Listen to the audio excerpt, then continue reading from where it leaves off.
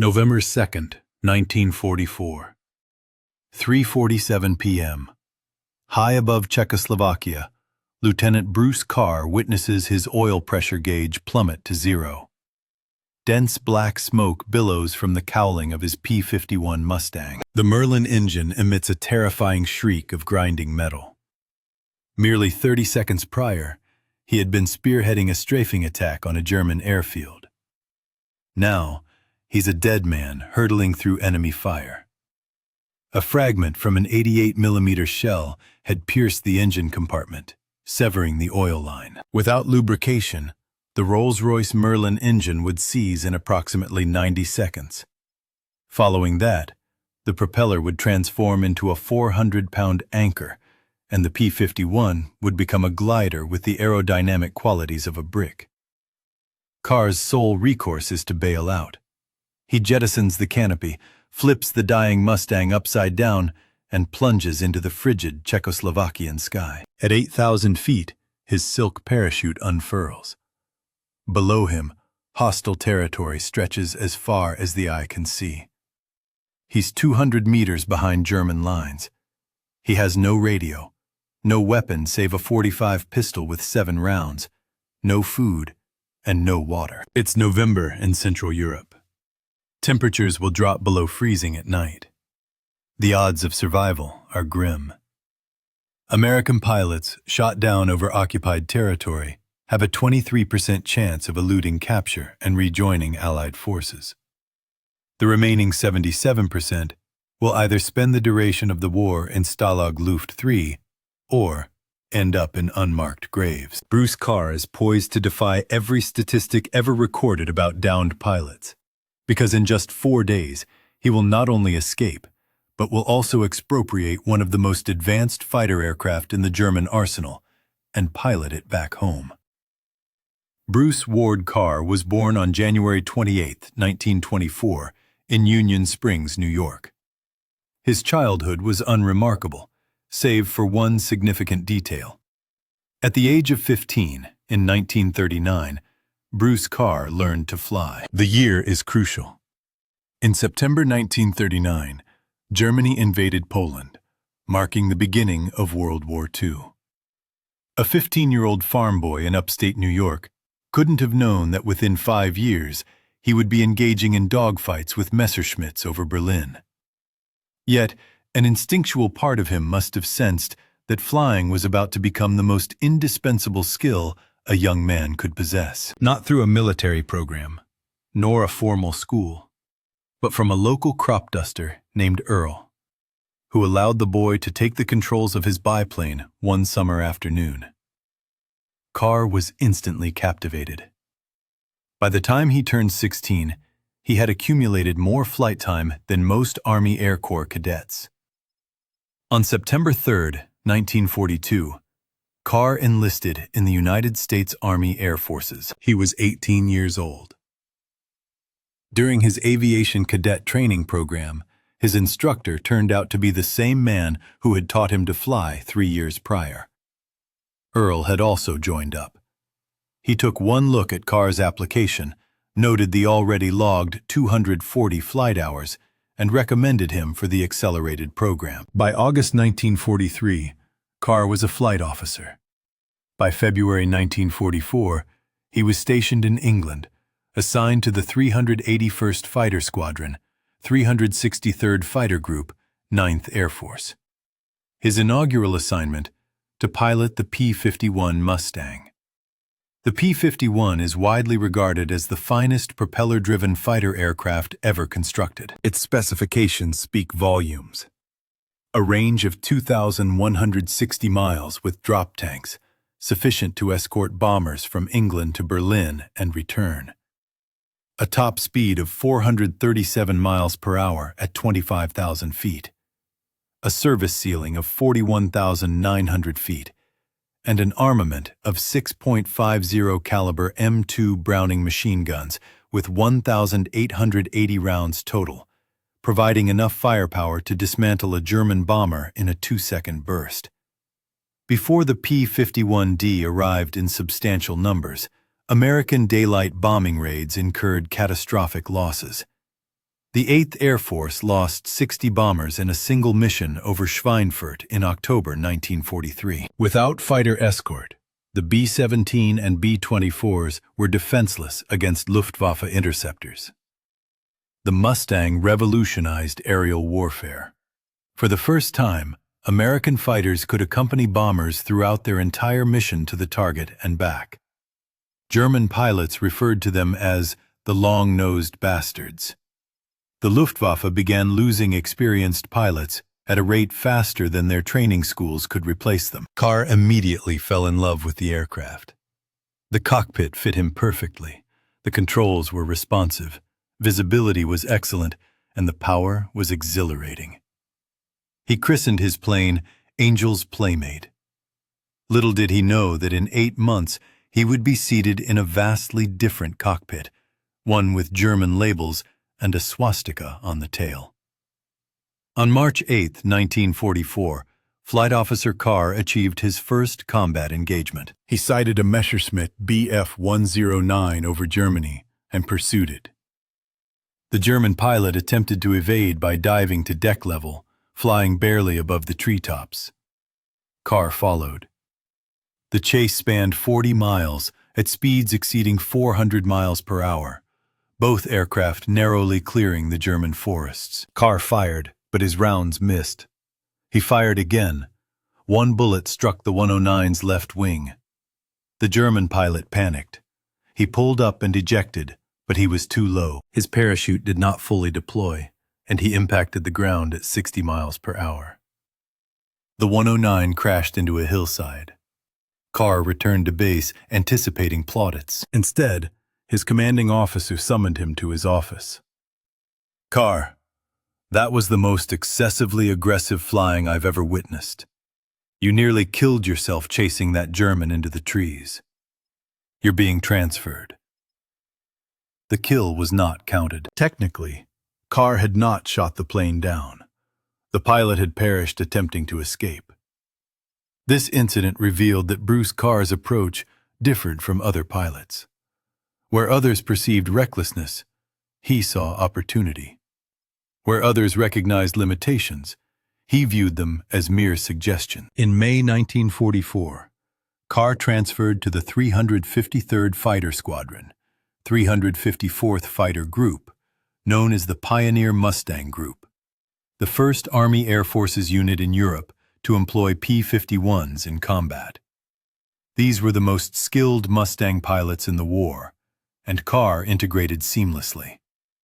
On June 17, 1944, 11 days after D-Day, Carr achieved his first official kill, sharing credit for an FW-190 destroyed over Normandy. 2 months later, he was promoted to second lieutenant. On September 12, 1944, Carr's flight strafed a German airfield, obliterating several Junkers Ju-88 bombers on the ground. On the return flight, they spotted 30 Focke-Wulf FW-190s 2,000 feet below them. Carr descended without hesitation. In the ensuing 3 minutes, he shot down 3 German fighters. When his wingman sustained damage, Carr escorted him all the way back to Allied territory, sacrificing additional kills to protect his comrade, an act that earned him the Silver Star, the second highest combat decoration for valor.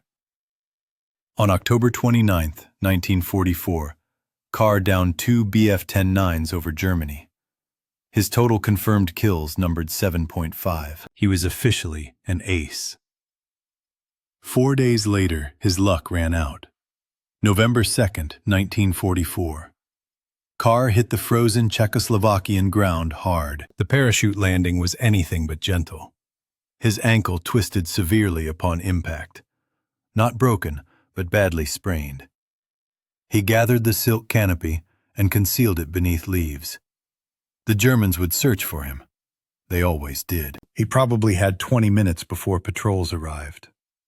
Carr knew the airfield he had been strafing was approximately 5 miles to the north. He understood the Germans would expect him to move south or west towards Allied lines.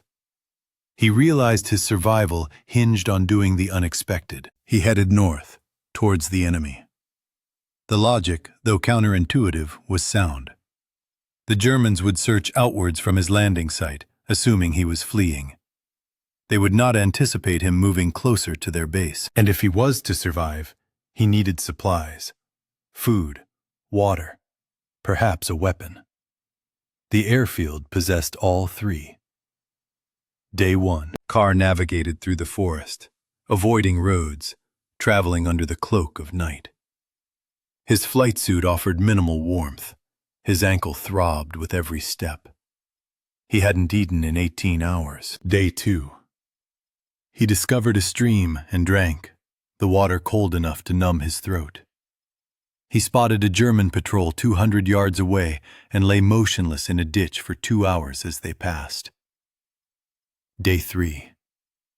The hunger became unbearable. Carr was expending 4,000 calories a day merely to stay warm, having consumed nothing. His body began to catabolize muscle tissue for energy. He made a decision. Tomorrow, he would surrender. The Luftwaffe treated captured pilots more favorably than the Wehrmacht or the SS. Aviators adhered to a code. They respected fellow flyers, even enemy ones. Carr knew pilots who had spent time in Stalag Luft 3. They described it as boring but survivable. 3 meals a day, Red Cross packages, letters from home. It was preferable to starving to death in a Czechoslovakian forest. Day 4. Late afternoon. Carr reached the perimeter of the German airfield. He positioned himself in a tree line overlooking the eastern boundary. Through the branches, he could discern hangars, fuel trucks, aircraft, mostly FW190s, with a few BF109s.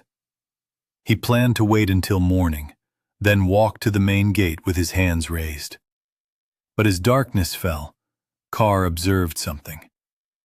80 yards from his position, within a revetment, a Focke-Wulf FW190 sat, partially obscured by camouflage netting. 2 German mechanics were working on the aircraft under portable lights.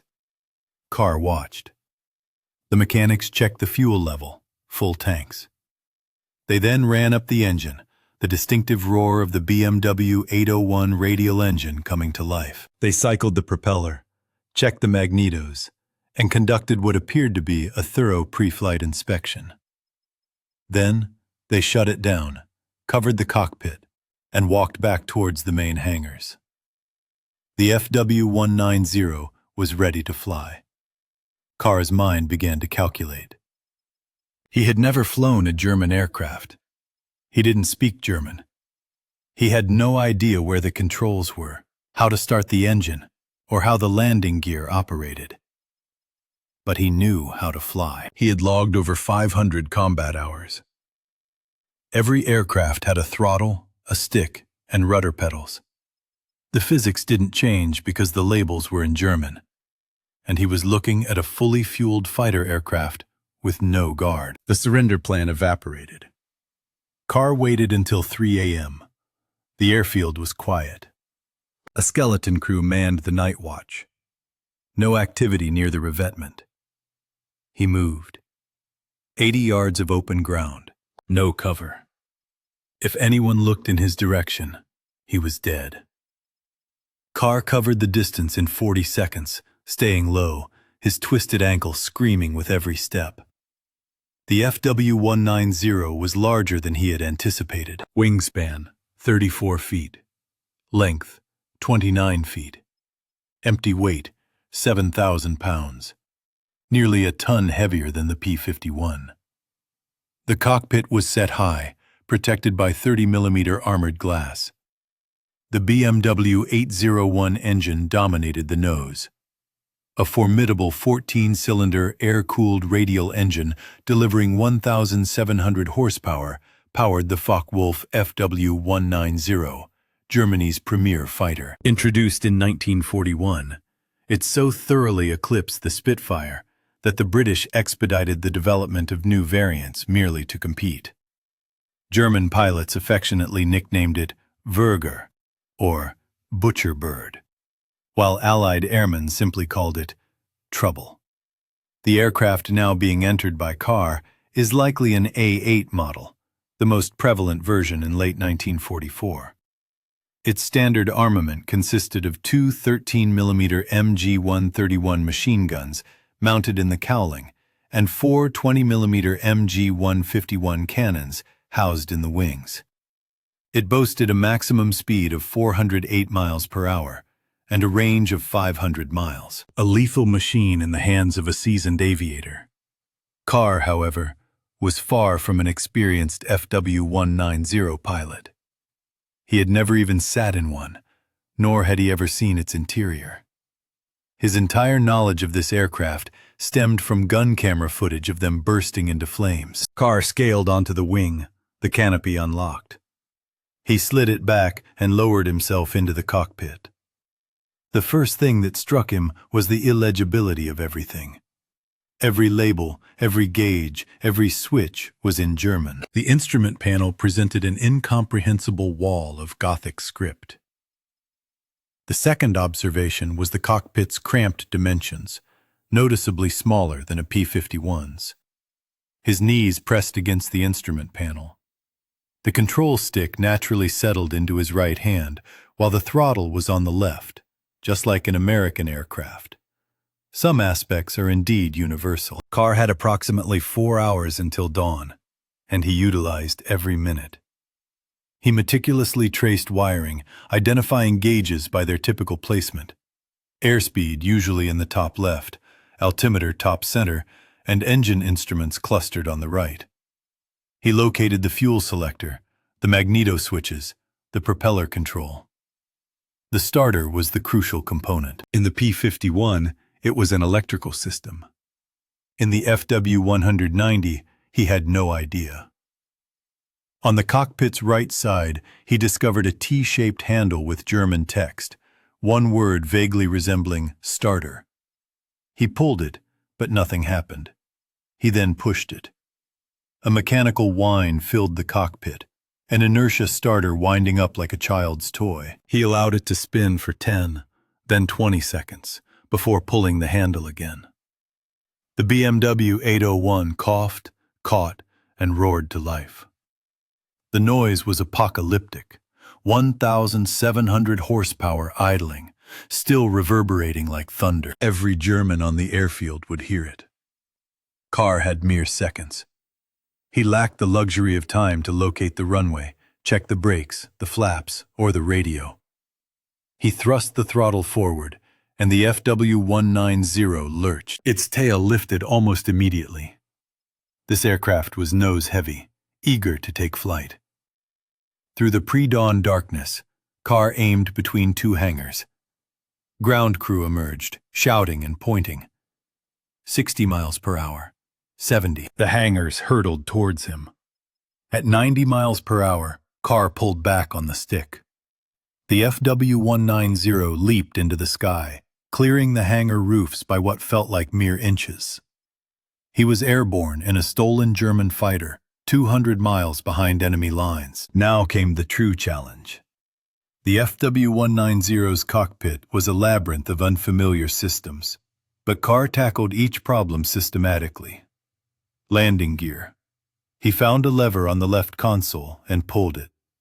A satisfying thunk. The gear retracted, and the aircraft accelerated. Compass. He identified the gyro compass and oriented himself west-southwest, towards France, towards Allied lines. Altitude. He climbed to 500 feet, then reconsidered. At that altitude, he would be visible to German radar, fighters, and anti-aircraft batteries tracking all movement. He descended to treetop level, 50 feet above the ground, maintaining 280 miles per hour. The Czechoslovakian forest transformed into a green blur beneath his wings. This was dangerously audacious flying. One misstep, one moment of inattention, and he would cartwheel through the trees at 300 miles per hour. But at treetop level, he was invisible to radar, too low for flak, and too fast for ground troops to target effectively. The fuel gauge indicated full tanks. The FW-190 had an approximate range of 500 miles, and France was 200 miles away. He had a comfortable margin for error. For 45 minutes, Carr flew westward. The sun rose behind him, and the terrain transitioned from dense forest to open farmland, then to the scarred battlefields of eastern France. He crossed the front lines, and that's when his real troubles began. Allied anti-aircraft gunners saw precisely what they expected. A German FW190 flying at low altitude towards Allied positions. They unleashed a torrent of fire. 50 caliber tracers arced towards Carr from every direction. He was under attack from his own side. He had no radio to announce himself, no way to signal he was friendly. The FW190 still bore German markings, black crosses on the wings, a swastika on the tail. Carr did the only thing he could, fly lower and faster. He dropped to 20 feet, hedge-hopping. The propeller wash kicked up dust from the roads below. French civilians dove into ditches as he screamed overhead. American soldiers fired rifles at him. Every gun in France seemed to be aimed at Bruce Carr. He later estimated that every .50 caliber machine gun in existence took shots at him during that 30-mile sprint to his home base. The FW190 sustained hits. He could hear the impacts and feel the tremors. But the German engineering held. The aircraft continued its flight. He recognized the airfield. A 66, or Conflans, France, home of the 354th Fighter Group. He lined up for approach, no time for pattern work, no time for radio calls. The anti-aircraft batteries were already tracking him. That's when he discovered the final problem. The landing gear wouldn't extend. Carr pulled the lever. Nothing. He pumped it.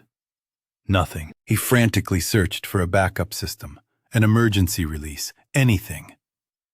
The FW190's landing gear operated on hydraulic pressure, with a selector valve directing pressure for either retraction or extension. Carr didn't know this.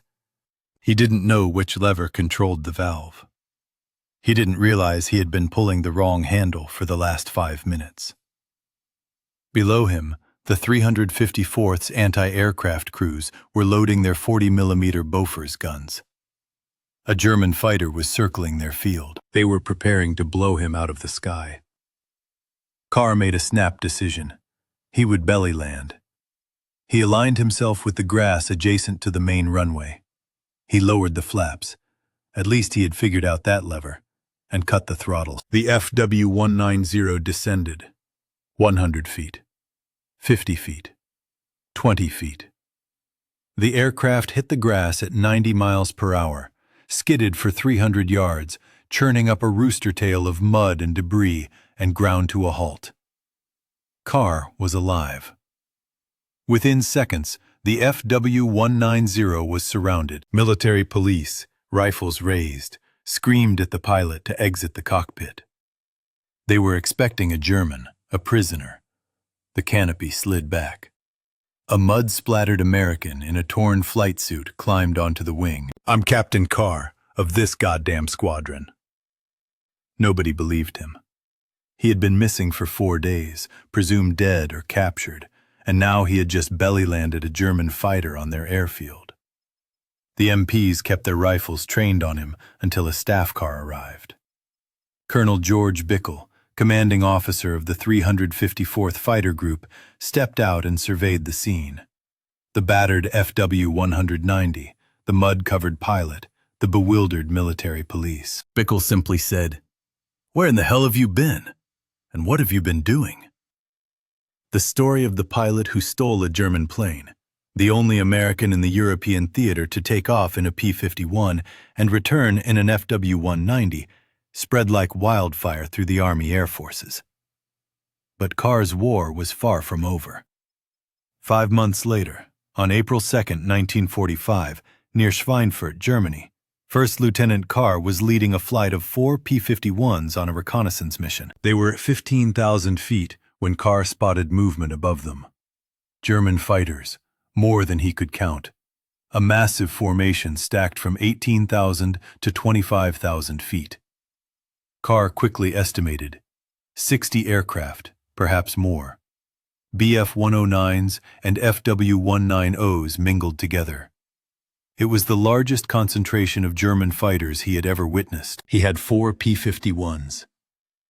The German formation was immense. Bf-109G10S and FW-190D9S, the latest variants of both aircraft, flown by relatively fresh pilots. The Luftwaffe had been running low on experienced aviators since early 1944, but 60 aircraft were still 60 aircraft. Standard tactics dictated immediate evasion. 4 against 60 was suicidal. The Germans possessed an altitude advantage, numerical advantage, and positional advantage. Every manual ever written advised disengage and report. Inform the bomber escort squadrons what was coming. Live to fight another day. Bruce Carr had never been particularly interested in what the manuals prescribed. He keyed his radio. Engaging. His wingmen did not hesitate. They had flown with Carr before. They knew his capabilities.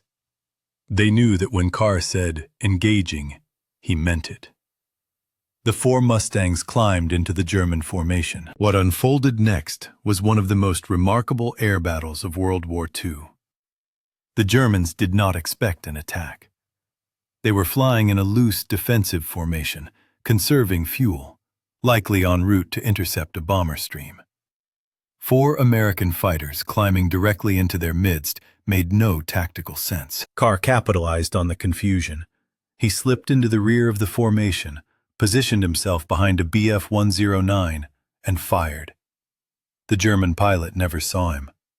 The 109 exploded. Carr shifted to another target, an FW-190. 3 seconds of .50 caliber fire.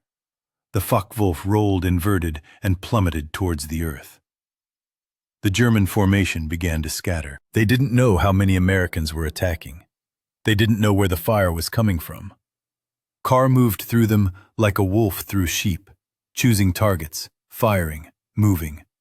3rd kill, 4th kill, 5th kill. Within a mere 3 minutes, First Lieutenant Bruce Carr shot down 5 German aircraft. His wingmen accounted for 10 more. 4 American pilots, 15 German aircraft destroyed. 0 American losses. When ammunition ran out, Carr led his flight home. The remaining Germans, 45 of them, dispersed across the German countryside. On April 9, 1945, Bruce Carr was promoted to captain. The Distinguished Service Cross, second only to the Medal of Honor, was awarded for his actions on April 2nd. The citation states, ignoring his personal safety and the enemy's overwhelming numerical advantage and superior altitude, he spearheaded his unit's direct assault on the hostile force, personally eliminating 5 enemy aircraft and damaging another. Carr became the final ace in a day in the European theater during World War II. No American pilot would achieve this feat before Germany's surrender. By the conflict's end, he had completed 172 combat missions and amassed 14 or 15 confirmed aerial victories, with records varying, alongside numerous ground kills. He was just 21 years old. Following the war, Bruce Carr remained in the service. He joined the Acrojets, America's inaugural jet aerobatic demonstration team, flying F-80 Shooting Stars. His military career continued with the Korean War, where he flew 57 combat missions in F-86 Sabres with the 336th Fighter Interceptor Squadron. He commanded the 336th from 1955 to 1956, a young man from Union Springs, New York, wearing a colonel's eagles on his shoulders, leading a fighter squadron. Then came Vietnam. Colonel Carr, now 44, executed 286 combat missions in F-100 Super Sabres, engaging in close air support, bombing runs, and strafing operations. The very same tasks he performed 24 years earlier in a different conflict and a distinct aircraft.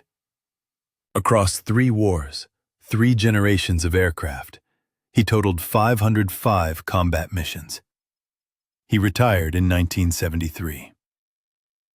On April 25, 1998, in St. Cloud, Florida, Bruce Ward Carr succumbed to prostate cancer at 74. He was laid to rest in Arlington National Cemetery, Section 64, grave 6922, among heroes from every American war since the Revolution, within sight of the tomb of the unknown soldier, and across the river from the Lincoln Memorial. His headstone itemizes his rank, Colonel, United States Air Force, and his decorations, the Distinguished Service Cross, Silver Star, Legion of Merit, Distinguished Flying Cross with clusters, Air Medal with clusters, and Purple Heart. It lists his wars: World War II, Korea, Vietnam. However, the headstone omits the Focke-Wulf. It doesn't mention the 4 days spent in the Czechoslovakian forest. It doesn't tell of the belly landing with no landing gear, nor the military police aiming rifles at his face, or the commanding officer's inquiry, "Where the hell have you been?" Some stories simply don't fit on headstones. There are 2 primary narratives concerning Bruce Carr. The first is the legend: the downed pilot who commandeered a German fighter from an active airfield, mastered its controls through trial and error, and flew 200 miles back to Allied territory while targeted by every gun in Europe. The second is the substantiated record: the ace with 15 kills, the Silver Star and Distinguished Service Cross recipient, the man who led 4 aircraft against 60 and triumphed. Both accounts are true. Both are extraordinary. Yet, what truly matters is this. In November 1944, an American pilot found himself alone, unarmed, and stranded 200 miles behind enemy lines. Surrender was the logical choice, giving up the safest. Bruce Carr chose differently. He regarded a German fighter, its cockpit teeming with unfamiliar instruments, not as an impediment, but as an opening. He entered a cockpit he'd never seen, ignited an engine he'd never operated, and piloted an aircraft he'd never previously touched. Not out of recklessness, but because he refused to accept that his options were confined to what appeared possible. 4 months later, confronting 60 enemy fighters with only 4 friendly aircraft, he made the same assessment. Retreat was the rational decision. Survival, the safe bet. He chose to attack, and 15 German pilots never reached home. In 1997, a year before his passing, Colonel Carr took flight one final time. Kermit Week's Fantasy of Flight Museum in Florida invited him to an air show. Carr, then 73, arrived in a P-51D Mustang, his personal aircraft kept in flying condition. He soared over the crowd at 300 knots, 50 feet off the ground. The identical maneuver he had performed 50 years prior, flying a pirated Focke-Wulf into a French airfield while his own forces attempted to shoot him down. Some aspects, it seems, never change. The crowd witnessed a 73-year-old execute maneuvers in a World War II fighter that would challenge pilots half his age. Loops, rolls, and high G turns that pinned him to his seat with forces capable of graying out younger men. Upon landing, someone asked what he had been thinking up there. He merely shrugged. The same thing I was always thinking. What is the airplane capable of? What am I capable of? Let's find out. That is the essence of Bruce Carr's story. Not the purloined fighter. Not the 15 kills. Not the 3 wars and 51 combat missions. The story is more profound than that. This narrative illuminates a pilot who confronted seemingly insurmountable obstacles and pondered, what additional actions can I undertake?